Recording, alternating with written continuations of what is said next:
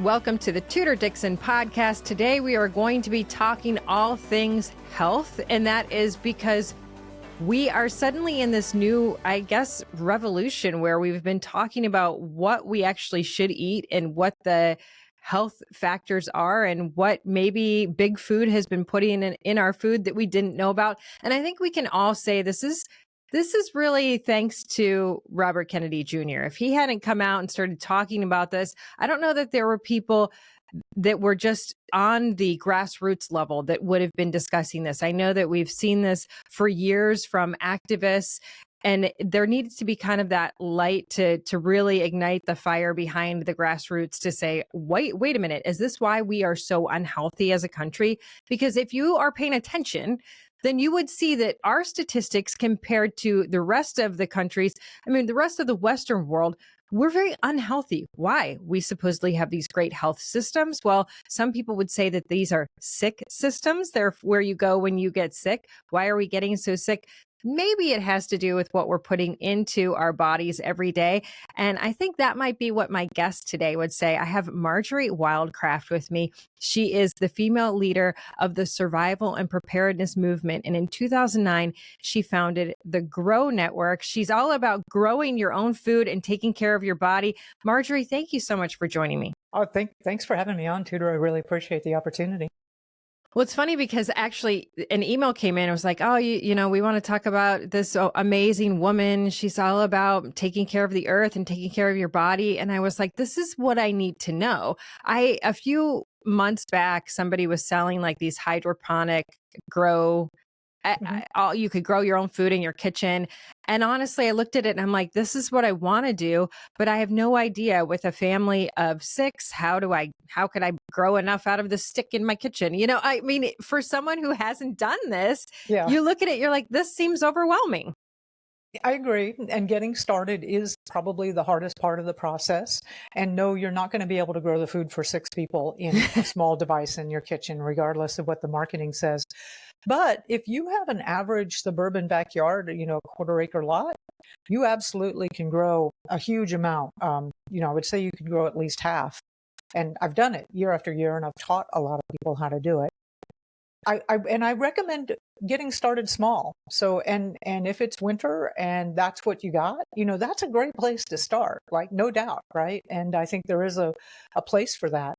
But ultimately, that makes no sense to me because I think winter is when I should just be like sitting in my kitchen with a tub of ice cream, ignoring growing, which sounds terrible. So how do I look outside, everything's white. How can I possibly be growing something? Well, honestly, the best thing that I recommend for people to start, and especially if you're one of those people that think you have a black thumb, is to get a couple of potted herbs, like basil, mint, chives, rosemary. Now, these plants are bulletproof, which means they're really hard to kill. You can kill them, but they're really hard. And all you really need is a sunny windowsill. And get one with as big a pot as you can get, because if you get a little pot, it doesn't have much soil in it. And the more soil you have in there, the more it'll retain moisture and be forgiving for your erratic watering schedule. And, just 3 or 4 of these plants in the windowsill. And I'm going to tell you, there's a reason that they charge like $6 for that little packet of basil. It's because when you add a little bit of fresh herb on a dish, it's unbelievable how much it changes that, like your spaghetti and sauce, right? Your normal stuff your family's used to. You put a little bit of fresh basil on there and they're going to think you have a whole new recipe. And it's incredible. The power of herb is incredible. And I've had a lot of people get started just with growing a few herbs. Now, here's the really good thing about it. Everything you learn from those 3 or 4 plants in that windowsill, like if they don't get enough sunlight, they tend to get real light green and get what we call leggy. They try growing up and up and up because they're looking for sunlight. Or if they get too dry, then their little leaves start turning brown on the edges and then eventually, they die. Or if you jack it up with nitrogen, they'll turn like bright yellow or orange. Don't do any synthetic fertilizers, please. But everything you learn from those plants are going to be the same way that those plants will behave when you do have your garden outside, whether it's a little 4x4 bed or whether you're managing acres of crops. And don't tell me, oh, I'm never going to be managing acres of crops, because we right now are living in an incredible vortex of change. And you have no idea what you're going to be doing next year, 5 years, 10 years down the road. So one thing you will be involved with is growing some of your own food, because we're past that point where it's an absolute necessity. I just freakily feel like you were reading my mind just now, because you're like, you can get these and then they'll live with your erratic watering schedule. I'm like, oh, how does she know that about me? And then you said that about the crops. You're like, don't say you're never going to do it, because instantly in my head, I'm like, oh, that's not me. But I don't know, because honestly, life is changing. And I do think that, as I've seen, having kids changes you. Yeah. Really, in so many ways, because you watch what you put into your child's body and how it affects your child. And I think, as adults, we can kind of mask how different foods affect us, even though we may be feeling, sad or sluggish or angry or anxious. We can mask that, but I can see when I feed my kids certain foods, how they react. And we've had in our family all of the food dyes that are in our foods, which are just toxic, in my opinion. Yep, have they are. total behavior changes when they go into our kids' bodies. Yeah, my kids would go off to the grandparents for the weekend, and I loved it because we got a break, but I hated it because they would come jacked up, with sugar and God knows what. And it'd take a week to kind of get them to calm down again. A couple of other how old tips. were they when you started this? Well, pretty much like most women, right when I was getting pregnant and starting I had two. They're now 23 and 25, and you start getting very, very interested in nutrition and health. Most women do. I mean, it's always been a part of our makeup, but you really start focusing on it when you have kids, and it's so vital. There's a wonderful chart. It's actually in my book that shows that over the years from the 1900s, and this is data from the USDA. It's not anything I've made up. The nutrition in the food has just gone down to absolutely nothing. As of like 2000, there was no nutrition in the food supply at all. And yet the rates of diseases are absolutely skyrocketing. They also correlate their things like glyphosate and artificial fertilizers and that kind of thing, which has helped it. In fact, the disease thing is going so high off the chart. It's basically, they cut the chart off. It's very simple. On the physical level, there are two causes for disease, and one is malnutrition, and the other is toxicity. And we know malnutrition is common sense, right? If you don't have vitamin C, you get scurvy. If you don't have vitamin B, then you get pellagra. If you don't have enough vitamin D, oh my God, there's a whole gamut of things that can go wrong. So it's pretty simple in that way. And you really do, and there is nothing. One example is, so I'm 62. And when my mom gave me a carrot for a snack, well, for me, and this is like 20 years ago, for me to give my kids the equivalent amount of nutrition, I would have to give them 11 carrots. Why? Wait, what? Okay, I was thinking there was limited nutrition in, the cereal and the processed food that we're getting. You're talking about the actual vegetables and fruits? And everything, yeah. It's everything. Why? Yeah, because the soils are depleted. So most of our agriculture is growing in the same place, and they only really focus on three nutrients, which is nitrogen, phosphorus, and potassium, the big three that makes most plants grow. But plants need, I don't know, some 90 plus nutrients, and some of them in very trace amounts. But if you keep growing and growing and growing in that same place, eventually all those minerals are gone except for the nitrogen, potassium, and phosphorus. And that's what gets produced. And then so these plants are devoid of any significant nutrition. I believe that's why, I don't know, how big is the supplement industry now? Is like huge, several $100 billion. And it's because, people are realizing that there is no nutrition in the food. But you can correct that fairly easily.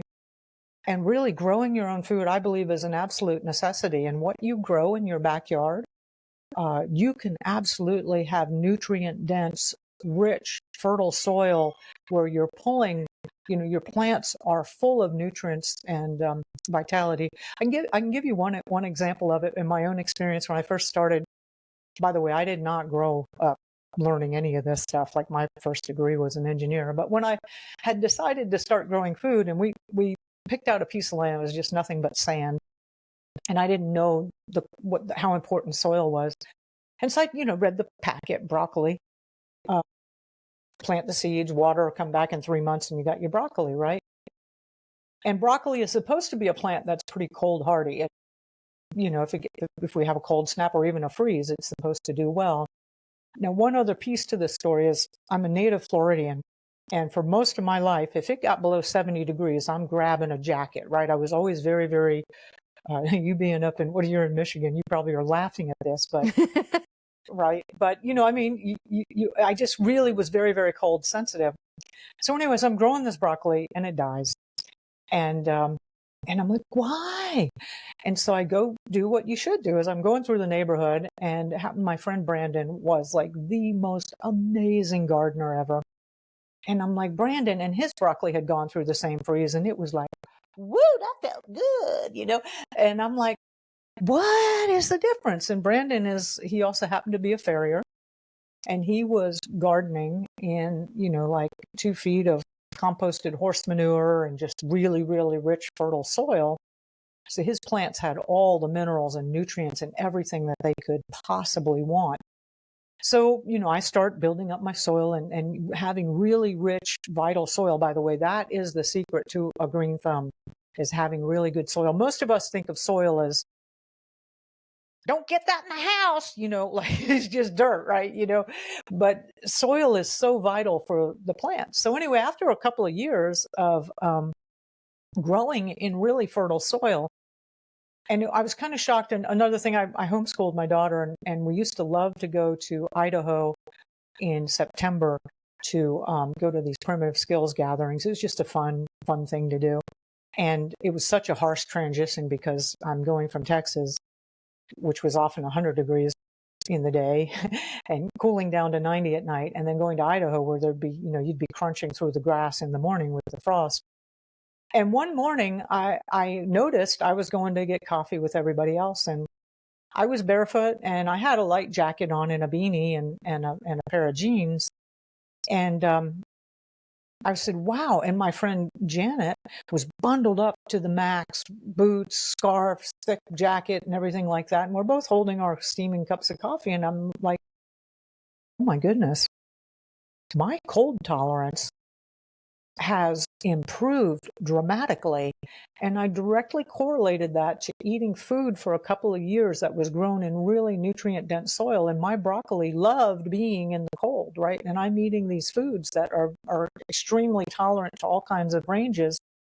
And I became extremely tolerant to all kinds of ranges. So the old saying, you are what you eat. Yeah. It's a real deal.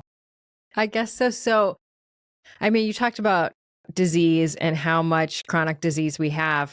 Obviously, we've seen a major uptick in cancers and gastrointestinal cancers, especially, which people are saying, well, this is where all the food is landing and being processed. And that's probably because the food is not good, that we're ending up with these toxic cancers. But I wanted to ask you, I mean, you've kind of come out and said, well, you don't really believe that we should be on excess pharmaceuticals. And I think that right now, well, I'll tell you, I was at a conference not too long ago, and a guy came up to me and was like, hey, I'm working with a group who can get free pharmaceuticals to anybody in the country. And I was wondering if you wanted to join. And I said, that's not really my thing. So yeah, right. I don't think so. And I said, he was like, well, you might be wondering how it works. The pharmaceutical companies will give them to you free because they want everyone in the household to be on a pharmaceutical. And they figure if you get some people on for free, eventually everybody will be on a pharmaceutical. That I get it. As from a marketing standpoint, this is what you make.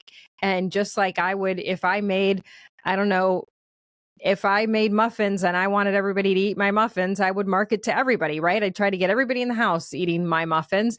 Similar situation to having a pharmaceutical. That's what they want to do. I would say as human beings, our goal should be to try to have as few drugs in our system as possible. And I have seen so many quick fixes to taking care of your body with pharmaceuticals. I mean, obviously we can talk about the Ozempic, but even from the standpoint of parenting, I was talking to my girls about this just yesterday, actually. They were going through all the kids in their class who are, well, she's ADHD and this person suffers from anxiety and this person suffers from depression. And all these kids have to go to the office and take their medicines during the day. And I believe that in many of those cases, changing their diets would change that. I totally agree with that 100%. There's numerous studies on school children. When they eat a higher quality diet, first of all, they score higher on intelligence tests, right? If you have higher quality food. The other thing is they have way less behavioral problems. And of course, you have less health problems because you're meeting the fundamental need of the body, which is nutrition, vibrant, living foods. And I'm so glad you're getting tired of quick fixes. I mean, that's the American motto, like, give me a pill. But growing your own food, which is something that is basically what we've done forever until the last, 50 years or so. And your great grandparents, they never went to doctors, hardly ever, and they lived at ripe old ages. I mean, really, I look at how I lost my dad 2 years ago to pancreatic cancer. And I look at my grandparents. I mean, my dad's grandfather lived into me going to college. He was 98 years old. I look at the fact that the people in past generations have lived past my parents, my father have lived past even his parents. Like the grandparents lived beyond. How is this happening that our lifespans are getting shorter? That to me is very disturbing. And my grandparents were on multiple medications for heart, for blood pressure and everything else, everything you can be on. It was like the statin, this, that, everything you can be on. And I'm not saying that there are times when people don't have to be on medication. There are certainly, but it does seem like we've become a very sick society. So let me ask you this. One of the things that we keep hearing about is making sure that kids have free breakfast and lunch in school because they don't have, a lot of these kids don't have the ability to get breakfast and lunch at home. But if and Michelle Obama was famous for saying we wanted to have healthy lunches, but then when we peeled back the layer of the onions and I don't believe, I'm not blaming her. I think that school systems, they would find the best price. Yeah. And then they get whatever that consists of a meal. What would you say if you could get public schools to have a snack time? Like, what would those snacks be if you could bring in fresh food for kids? Well, that's actually how I got into this whole thing. So my first degree is in electrical engineering, and I worked for quite a few years in that industry. I'd grown up in a fairly poor family, so I was always interested in money. I'd become a section manager of engineering as an expat for Motorola in Hong Kong. And Hong Kong is a place full of people who are interested in money. They know Hong Kong Chinese. And the guys that worked for me said, hey, Marjorie, we know you're interested. You should go listen to this guy, Robert, who has this course. So I went to this guy, Robert's course, and he had these mind-blowing ideas. And it eventually inspired me enough to leave engineering, create a very successful real estate investment business that was so successful that Robert came back to me and said, would you be the lead testimonial on some of my infomercials? And that's how for 4 years I was promoting Robert Kiyosaki's Rich Dad, Poor Dad products, and had a tremendous amount of success. By the time I was 40, I'd already made my first $1 million. I was looking at making more, and I was volunteering at a local elementary school to get locally grown organic food into the elementary school. And I was working with Steve Bridges, who at the time was the president of the Texas Organic Farmers and Gardeners Market Association. And we thought what we would do is we'd get this going and then we would just duplicate it throughout Texas, right? Which makes a lot of sense. We would love to have organic food into the school system. And that project was a complete and utter failure. It completely changed my life. And that's how I got into growing food. And because I'll never forget that final meeting when the whole thing completely collapsed. And I had organized, we were working in Red Rock, Texas to get this little elementary school going. And we were putting pen to paper on who would be the farmers to provide, the stuff to the schools.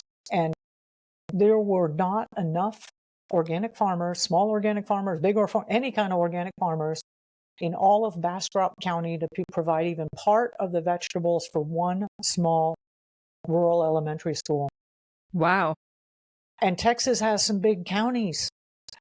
And Steve, once people heard about this project, people kept hitting Steve up and saying, well, we want that in our county. We want that in our county. And there were not enough organic farmers in all of Texas to provide anything near the amount. It was paltry. I mean, the people in Dallas, nothing there, Fort Worth, And Bastrop, by the way, is right outside of Austin, a supposedly fairly progressive area.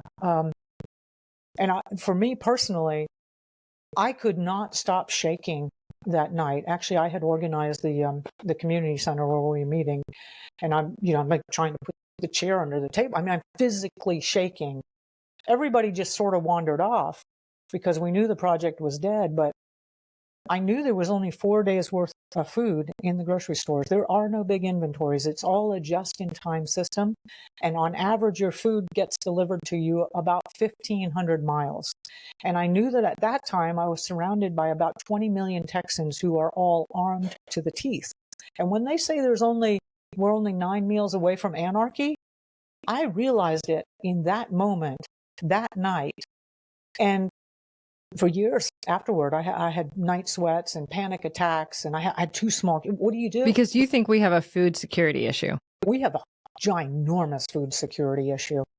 And I realized then, I had been focusing on making wealth, right? And making money. And I realized, there's a lot of people who know how to make money, and I had definitely demonstrated that I knew how to make money. There's hardly anybody who knows how to grow food. And there are definitely scenarios where no amount of money is going to buy you food for your kids. And so I said, I've got to learn how to grow food, and I've got to teach other people how to grow food. And we have to completely rebuild the entire food supply from the ground up. So, bless his heart, Willie Nelson, with all the small farm aid concerts, it didn't work. Most of those small farms have all gone out of business. Now since then. You're giving me chills because this is something that we've talked about in the state of Michigan. And I think that one of the things that you probably don't even see is the amount of overreach that has happened from these bureaucracies that come in and try to shut down the small family farm. You've got these big food companies that have lobbyists, and they have a way to we have no local slaughterhouses. We have family farms shutting down. I've been saying this for years. Like, when are we going to pay attention to what is happening? There is not. I mean, we are selling off farmland to create solar, and it's not to say that renewable energy isn't important. It's to say, wait a minute, these two things are not mutually exclusive. You can't have one and say, oh, well, food's not that important. Like, we have to still have the family farm.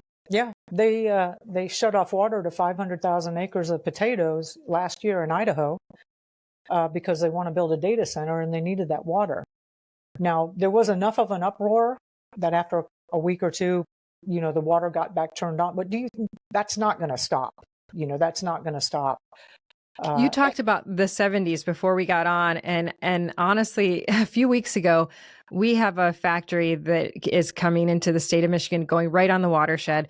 This is planning to take 700,000 gallons of water a day there. And they'll be running forever chemicals through this factory. And I'm like, where do the 700,000 gallons go once they're processed every day? And I immediately thought about my childhood, and I'm like, I feel like I've become one of those people that's going to go, tie myself to the tree, and say, what are we doing? Stop. And when I was a kid, I was like, what are these people doing? Why do they think they can fight this? And now I'm like, I get it. It was because it's the future.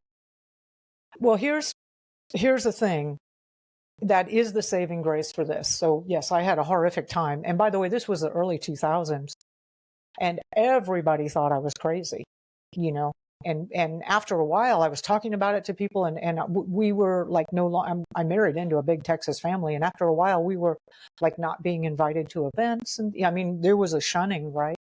But I just said, I know what I know, and I'm going to do this. But here is a saving grace, is when you first of all, it doesn't take that much space really in a backyard sized space. You can grow a huge amount of food, and I have a very simple system that I've developed where somebody who doesn't know anything, maybe they're older or they're out of shape, they can be producing a lot of food in their backyard, at least half. And it's very simple. It's easy to do. I've cherry picked of the hundreds of ways to grow food. I've cherry picked the 3 easiest and fastest that anybody can do. The other thing is by doing this for myself, I have been healed on every single level that you can imagine. Physically, no more allergies. My energy levels are amazing. My body is extremely healthy. I train in jiu-jitsu, and everybody can't believe, like, oh my God, you're 62 and you just submitted that guy over there who's 30 and muscle bound. I'm like, yeah. Emotionally, I was not concerned during the 2010 era or even in the 2020 when all the grocery stores were closed. Like, I know how to provide my own basic needs for myself and my family. Mentally, you are smarter when you eat high quality food. There's reams and reams of studies that demonstrate that when you're eating really nutrient dense food, you are more intelligent. They just have tons of intelligence. And then spiritually, you're working with your hands with forces of creation. And regardless of what religious or spiritual tradition you're from, you will start to have magical things happen. It's unbelievable how wonderful it gets to be. So really every level that I can imagine, that you can imagine, all the Maslow's hierarchy of needs, by simply growing, some of your food in your backyard will heal you on so many ways. It's incredible. And the other really great saving grace in this is, and I hear you about the whole thing. I know I never wanted to be one of those that chained myself to a tree, but I'm really like, so what can I do? I can teach people how to grow food in their backyard is my activism. But the saving grace in all of this is, in order to provide your basic needs for yourself, you do not need a military, industrial, and governmental complex to feed you. Yeah, that's what we're missing. I mean, we really, for so long, we've believed that we need that. Exactly. And you say, when will people do it? And I've been asking that myself for years, for decades, because this is my mission. I want to get people to grow more food, and it's the solution to so many things. Like what? And it's really the most pleasurable half an hour a day that you'll spend, or hour a day that you'll spend in your backyard with your plants and your chickens and doing your thing. I mean, really, it's just the most wonderful time, because we do want to all get connected back in to nature. Let me ask you, because I'm a visual learner, and I know you have a book, and I want to talk about the book too, but you have a DVD also, and the DVD, I'm like, oh, you have a DVD series about growing and there's the book, There's Grow System. Yeah, my publisher, like they would kill me if I didn't get on and push the We'll book. put that, we'll connect that too, so people can see where it is. So you have the book, you have the DVD series.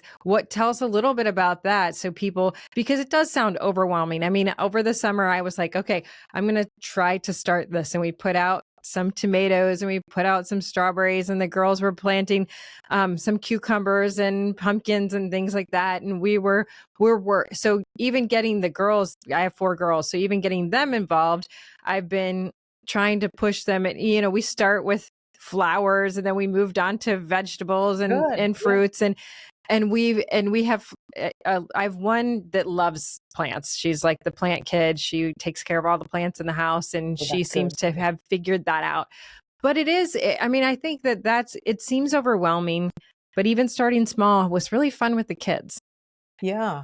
Yes, I did. I actually was in 2009. I created this whole video series on food production systems for a backyard or small farm, a total engineering title, which has absolutely no sex in the marketing at all.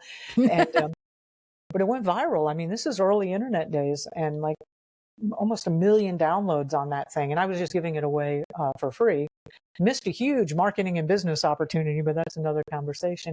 Since then, and the feedback I got from that was, it was like overwhelming. It was too much. I was presenting rainwater collection systems and, all kinds of things that it was too much. And so since then, I've simplified it. And anybody who wants to watch it, it's a free webinar at backyardfoodproduction.com.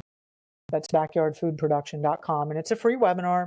And again, it'll show you how to grow, lots of food, at least half of your own food in a backyard size space in less than an hour a day. And this is assuming that you have no experience and that you're older or out of shape. It's a very simple 3-part system. And actually, you could even do it in the size of 3 parking spots if you didn't have a lot of room. And you can do that. I mean, if you think about this, it's in your blood, it's in your genetics. Throughout all of your lineage, other than say the last century, this is what everybody did. Everybody had a kitchen garden. Everybody had some chickens. That was a part of life. By the way, with your girls, traditionally, taking care of the chickens is children's work. So collecting the eggs, and then taking care of the hens and feeding them and make sure they got water. And there's these wonderful, wonderful bonds that build with the chickens and the birds. And then, giving kids meaningful work these days is a really important thing. And having them bring the eggs in, then you teach them how to cook omelets, it's hugely significant that they're contributing to the family in this way. And it's really important to do that with them as young as possible, I say.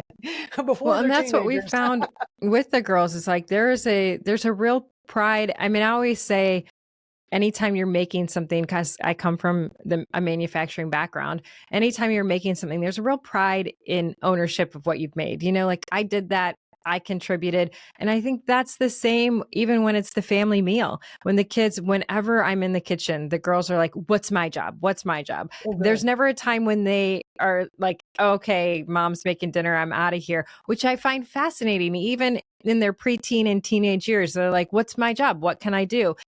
And I do think that gives them ownership over the household, ownership over what they're putting in their bodies. And it just makes them more conscious of like how food is made and what we put inside of ourselves to fuel ourselves.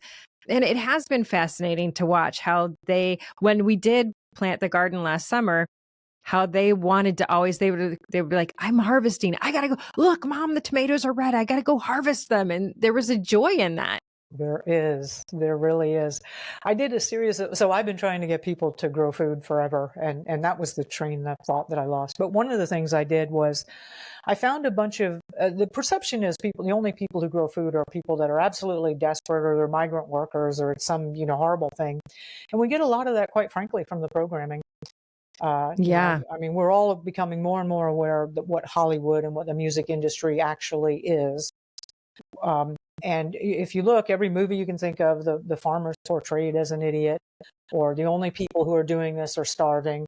But nothing actually can be further from the truth. And so I did a whole series of podcasts with people who were extremely either wealthy or well-positioned. So like one guy was an executive for a healthcare company with a division of 2,000 people. Another was a CEO of a high-tech company with 25 million in A-seed funding and, those kind of people. And the characteristic that they had in common was they were producing some part of their own food in their backyard.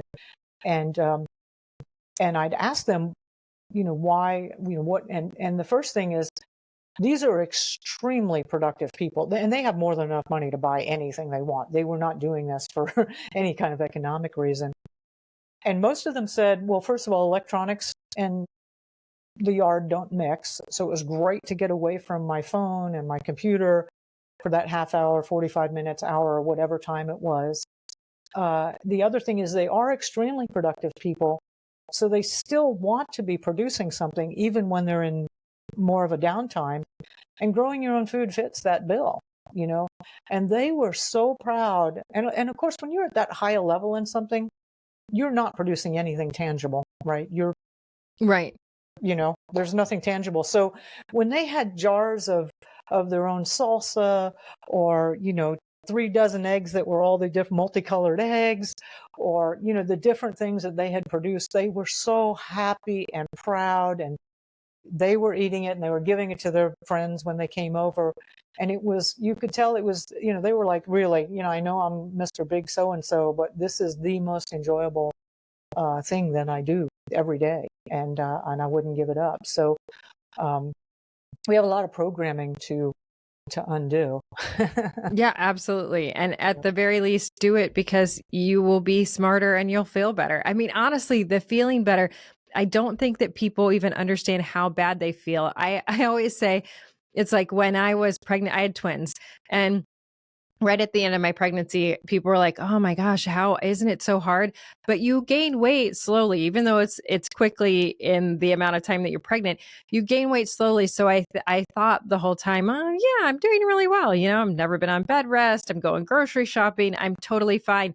And then you lose that weight overnight because you have the babies. And then I will never forget that first grocery store trip after having babies, after they were out, because I was like, "Oh, I can do everything so fast." And I don't think like when you're unhealthy, and not that I was unhealthy, it's just really heavy. Weighed But down, yeah. if I had been just generally that overweight, I had no idea how much it was weighing on every part of my body, you know? And I just think about that. That has stuck with me for all of these years, because I'm like, it was such a quick difference, and my ankles felt different. My body moved differently. I mean, obviously I was like, you know, a little off balance with two people inside me, but it's just like that amount of weight just being gone. And I just think when you look at this stuff, you can be so healthy, and it doesn't have to be something that you're popping a pill every day. It's something that you feel good about, that you've created, and it's from nature.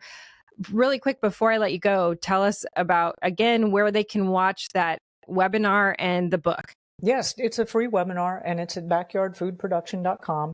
And I'll show you that very simple 3-part system for producing a lot of your own food in your backyard. Even if you have no experience, you're older, you're out of shape. And of course, at the end of the webinar, I'm going to give you a pitch. Because, you know, I do as much as I can for free, and I'm running, you know, it's basically a nonprofit because we don't ever make any money. But then I'll make you an offer with the book.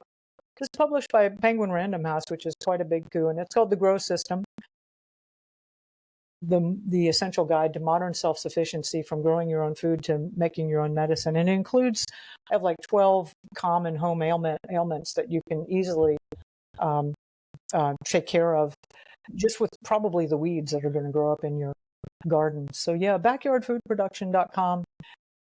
If nothing else, it'll really inspire you, and you go like, "Oh, I could do this. I really could." That's the biggest response I get from a lot of people. Like, "Oh, you know what? This is not nearly as hard as I imagined it would be," you know? Well, you have inspired me, and I think this is the perfect time for people. It's almost spring. It's that time when we're starting about rebirth and new things. And this is the time for everybody to sit down, read the book, and get ready to start their garden as soon as, I mean, it's going to be a little earlier for some people here in Michigan. We don't know when we'll see grass again, but after all these winter storms are gone, we will.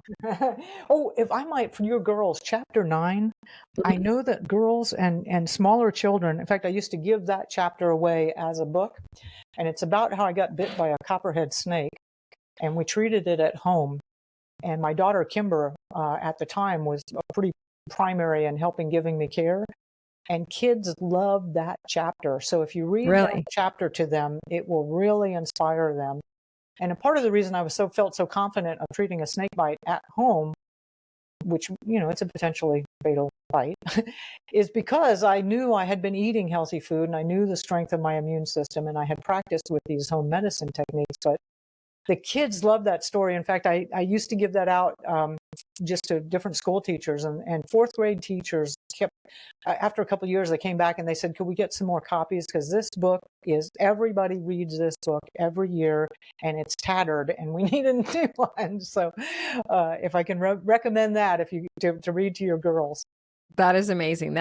I will do that. Thank you so much. It's been a pleasure talking to you. Everybody, check her out. It is Marjory Wildcraft. We appreciate you so much. Thank you, Tudor. Appreciate you letting me on. Absolutely. And thank you all for joining the Tudor Dixon Podcast.